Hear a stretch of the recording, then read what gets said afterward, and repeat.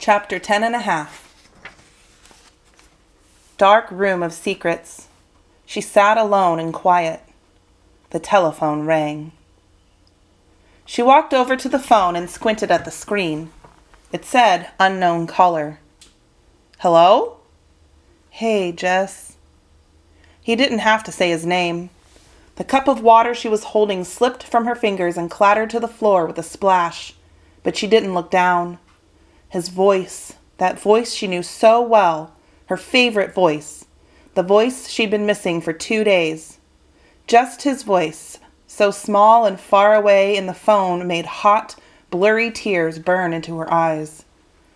Mark? Mark! He laughed in her ear, a shy little scared laugh. Yeah, Jess, how is everything? She shook her head, and she could tell her breaths were too fast and too small. She was going to pass out. Everything is crazy, and I don't care. Who cares? But where are you? Are you okay? I'm there, Jess. I'm there. She swallowed. I'm there. He didn't exactly say it proud. He didn't exactly say it scared. Like his words couldn't decide what part of his heart they came from, and his ears couldn't decide what part of her heart heard them. Okay? Are you okay? There was a long, long silence. She thought he'd hung up or the line had gone out. Her knees almost folded beneath her. But then his voice came back, and it sounded like it was turning away. It sounded like goodbye. I just wanted to hear your voice. Mark! I was just feeling kind of lonely now, and before I left, I just wanted... His voice fell off a cliff, and she waited. The words before I left hung in her head like black birds on a tombstone. Mark! Thanks for everything, Jess. For all of it. Mark!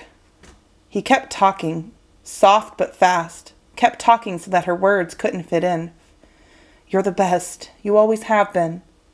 Thanks for it all, and I love you, Jess.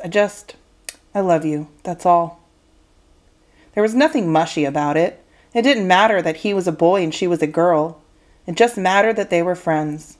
Best friends. His voice was so thin across the miles, so skinny and weak and by itself. Her friend had done it. He'd made it that far by himself. But now he was there. Her heart soared and broke at the same time. That's the truth. Mark, wait! She almost shouted. Mark, listen! I need you! I can't... But the line clicked dead.